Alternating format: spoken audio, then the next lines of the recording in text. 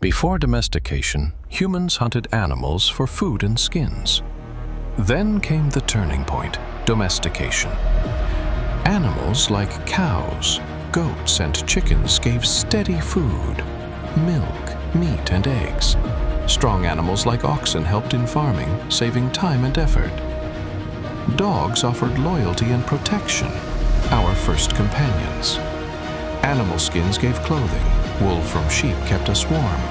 Domesticated animals shaped human progress, from survival to civilization. Like and follow for more. Thanks for watching.